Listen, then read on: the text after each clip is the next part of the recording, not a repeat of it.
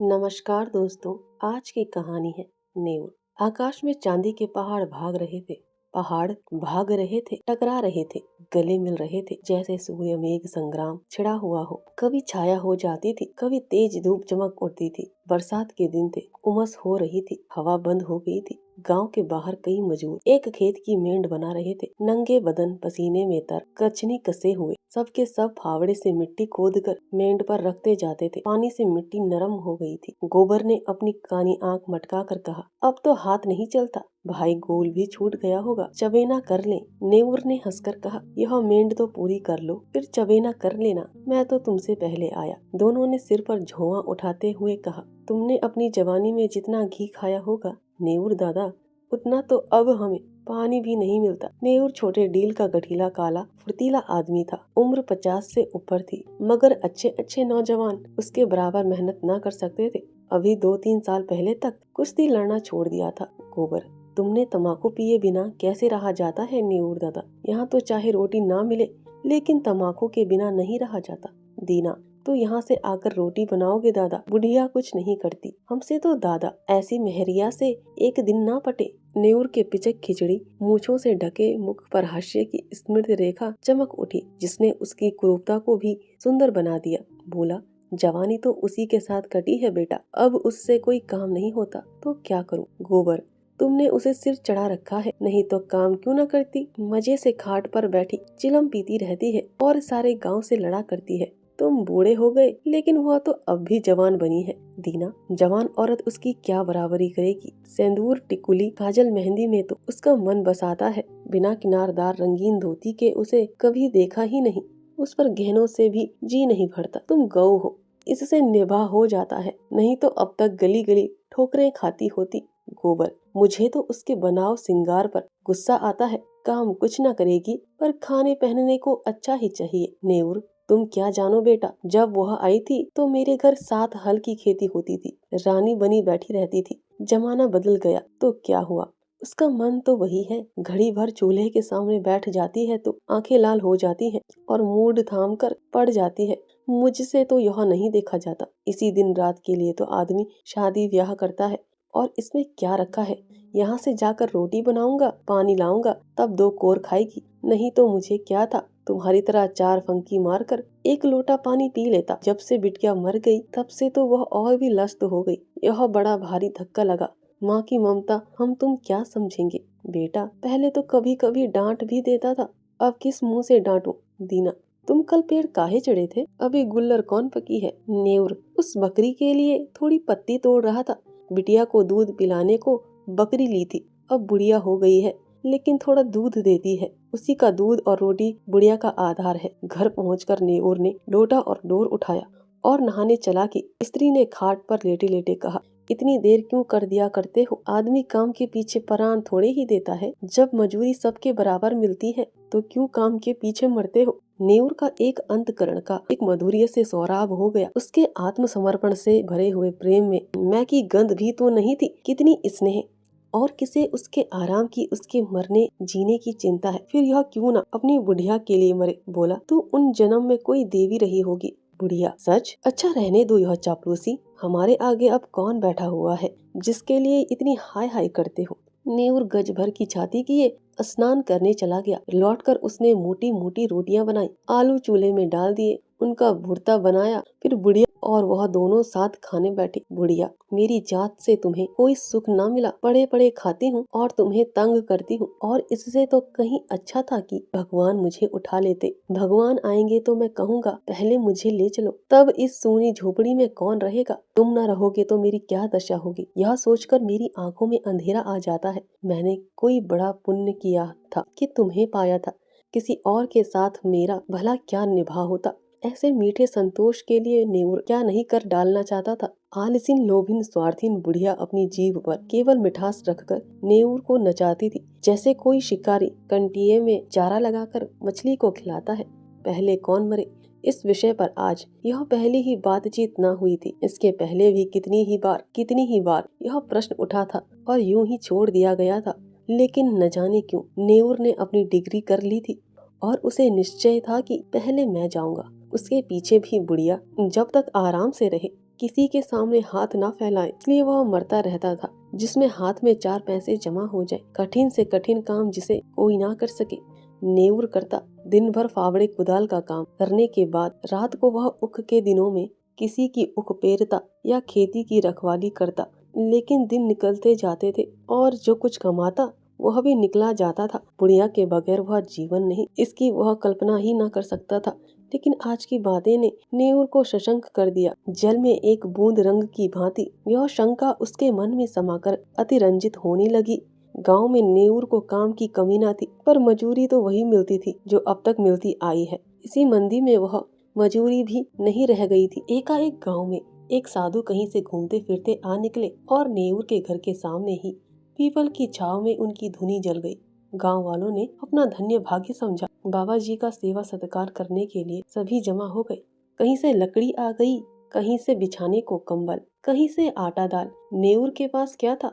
बाबा जी के लिए भोजन बनाने की सेवा उसने ली। चरस आ गई, दम लगने लगा। 2-3 दिन में ही बाबा जी की कीर्ति फैलने लगी। वह आत्मदर्शी हैं, भूत भविष्य बता देते हैं। लोभ तो छू नहीं गया, पैसा हाथ से नहीं छूते और भोजन भी क्या करते हैं। 8 पहर में 1-2 बाटियां खा ली, लेकिन मुख दीपक की तरह दमक रहा है। कितनी मीठी वाणी है, सरल हृदय। नेउर बाबा जी का सबसे बड़ा भक्त था। उस पर कहीं बाबा जी की दया हो गई तो पारस ही हो जाएगा, सारा दुख दरिद्र मिट जाएगा। भक्तजन एक एक करके चले गए थे। खूब कड़ाके की ठंड पड़ रही थी। केवल नेउर बैठा बाबा जी के पांव दबा रहा था। बाबा जी ने कहा, बच्चा, संसार माया है, इसमें क्यों फंसे हो? नेउर ने नतमस्तक होकर कहा, अज्ञानी हूँ महाराज, क्या करूँ? स्त्री है, उसे किस पर छोड़ो? तू समझता है, पालन करता है, और कौन सहारा है उसे? बाबा जी, ईश्वर खुद नहीं है, तू ही सब कुछ है। नेउर के मन में जैसे ज्ञान उदय हो गया। तू इतना अभिमानी हो गया है, तेरा इतना दिमाग मजदूरी करते करते जान जाती है, और तू समझता है मैं ही बुढ़िया का सब कुछ हूँ। प्रभु जो संसार का पालन करते हैं, तो उसके काम में दखल देने का दावा करता है, उसके सरल करते हैं। आस्था की ध्वनि सी उठकर उसे धिक्कारने लगी। बोला, अज्ञानी हूँ महाराज। इससे ज्यादा वह और कुछ ना कह सका। आंखों से दीन विषाद के आंसू गिरने लगे। बाबा जी ने तेजस्विता से कहा, देखना चाहता है ईश्वर का चमत्कार? वह चाहे तो क्षण भर में तुझे लखपति कर दे, क्षण भर में तेरी सारी चिंताएं हर ले। मैं उसका एक तुच्छ भक्त हूँ, काकविष्टा, लेकिन मुझ में भी इतनी शक्ति है कि तुझे पारस बना दूं। तू साफ दिल का सच्चा ईमानदार आदमी है, मुझे तुझ पर दया आती है। मैंने इस गाँव में सबको ध्यान से देखा, किसी में शक्ति नहीं, विश्वास नहीं। तुझ में मैंने भक्त का हृदय पाया। तेरे पास कुछ चांदी है? नेउर को जान पड़ रहा था कि सामने स्वर्ग का द्वार है। 10-5 रुपए होंगे महाराज। कुछ चांदी के टूटे फूटे गहने नहीं है? घरवाली के पास कुछ गहने हैं। कल रात को जितनी चांदी मिल सके यहाँ ला, और ईश्वर की प्रभुता देख। तेरे सामने में चांदी की हांडी में रखकर इस ध्वनि में रख दूंगा। प्रातः काल आकर हांडी निकाल लेना, मगर इतना याद रखना कि उन अशरफियों को अगर शराब पीने में, जुआ खेलने में या किसी दूसरे बुरे काम में खर्च किया तो कोड़ी हो जाएगा। अब जा, सो जा। हाँ, इतना और सुन ले, इसकी चर्चा किसी से मत करना, घर वालों से भी नहीं। नेउर घर चला तो ऐसा प्रसन्न था मानो ईश्वर का हाथ उसके सिर पर है। रात भर उसे नींद नहीं आई। सवेरे उसने कई आदमियों से 2-2, 4-4 रुपए उधार लेकर 50 रुपए जोड़े। लोग उसका विश्वास करते थे, कभी किसी का पैसा भी न दबाता था। वादे का पक्का, नियत का साफ। रुपए मिलने में दिक्कत ना हुई। 25 रुपए उसके पास थे। बुढ़िया से गहने कैसे ले?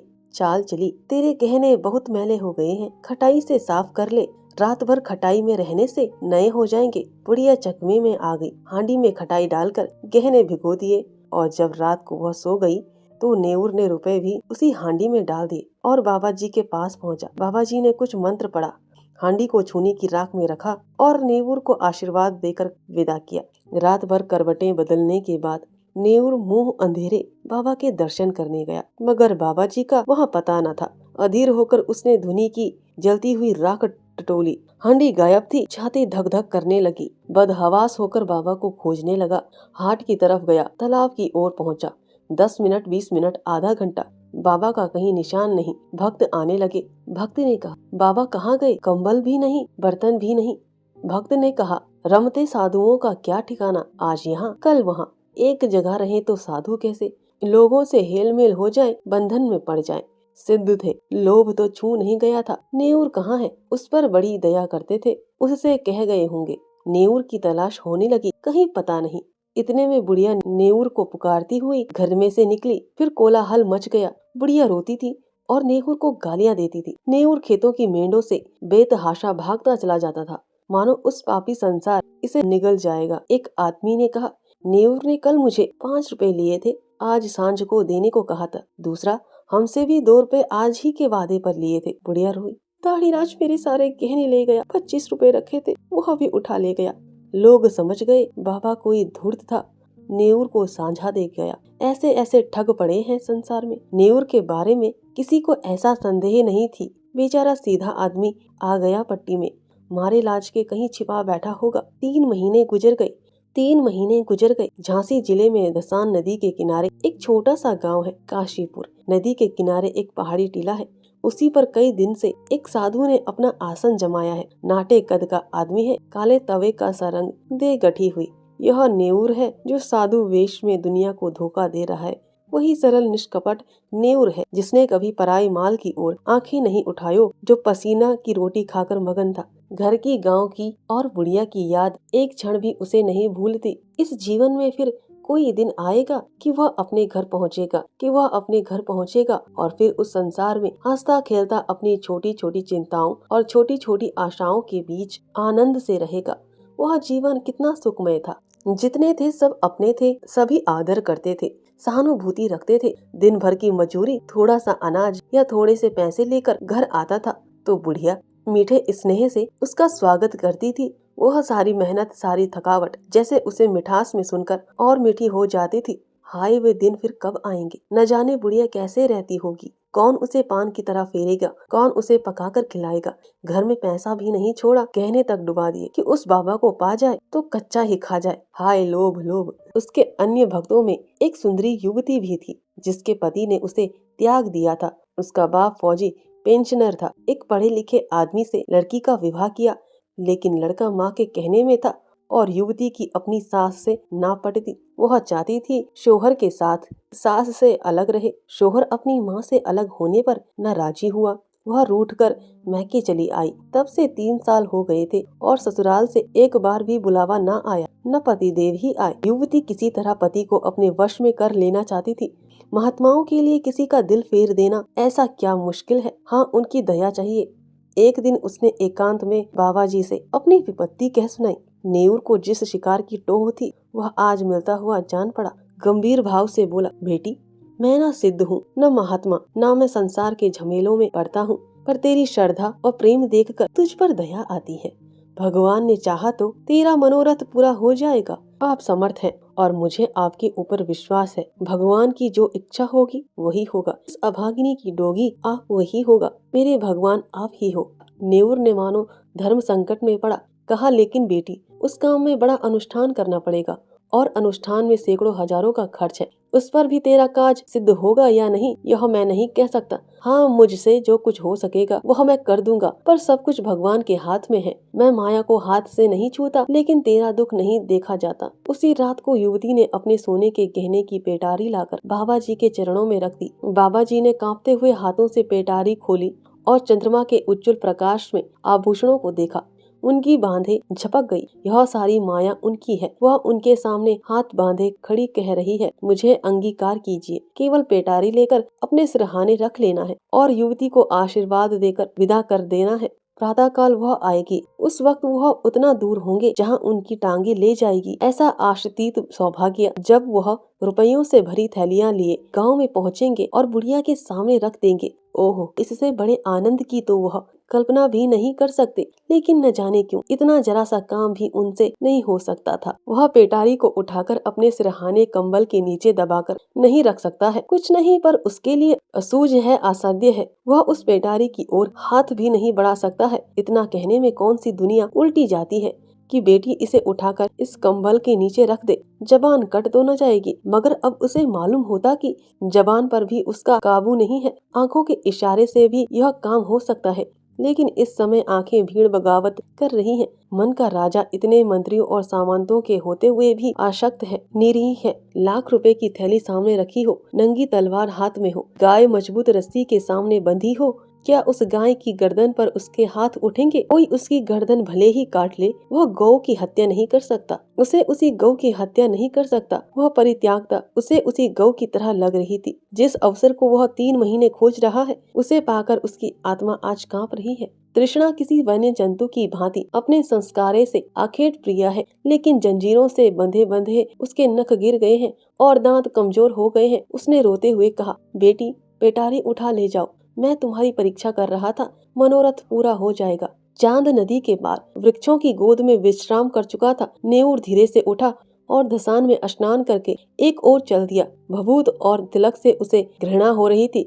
उसे आश्चर्य हो रहा था कि वह घर से निकला ही कैसे। थोड़े उपहास के भय से उसे अपने अंदर एक विचित्र उल्लास का अनुभव हो रहा था, मानो वह बेड़ियों से मुक्त हो गया हो, कोई बहुत बड़ी विजय प्राप्त की हो। 8वें दिन नेऊर गांव पहुंच गया। लड़कों ने दौड़कर उछल कूद कर उसकी लकड़ी, उसके हाथ, उसका स्वागत किया।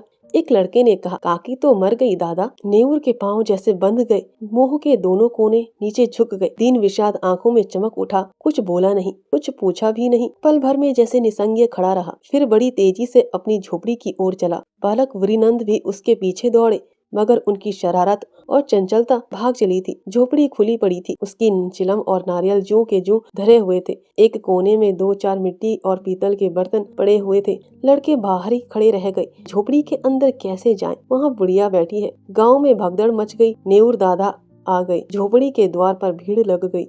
प्रश्नों का तांता बन गया। तुम इतने दिनों कहाँ थे दादा? तुम्हारे जाने के बाद तीसरे ही दिन काकी चल बसी। रात दिन तुम्हें गालियाँ देती थी, मरते मरते तुम्हें गरियाती ही रही। तीसरे दिन आए तो मरी पड़ी थी। तुम इतने दिन कहाँ रहे? नेऊर ने कोई जवाब ना दिया, केवल शून्य निराश करुणा आहत नेत्रों से लोगों की ओर देखता रहा, मानो उसकी वाणी हर ली गई है। उस दिन से किसी ने उसे बोलते या हंसते नहीं देखा। गांव से आध मील पर पक्की सड़क है, अच्छी आम दरफत है। नेऊर बड़े सवेरे जाकर सड़क के किनारे एक पेड़ के नीचे बैठ जाता है। किसी से कुछ मांगता नहीं, किसी से कुछ मांगता नहीं, पर राहगीर कुछ न कुछ दे ही देते हैं, जेबना अनाज पैसे।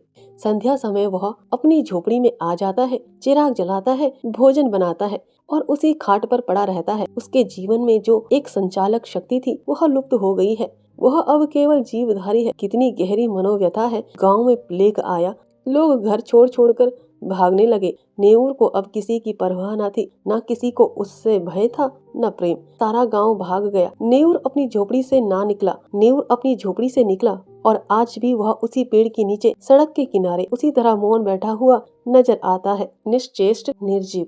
धन्यवाद दोस्तों। आशा है आपको यह कहानी पसंद आई होगी।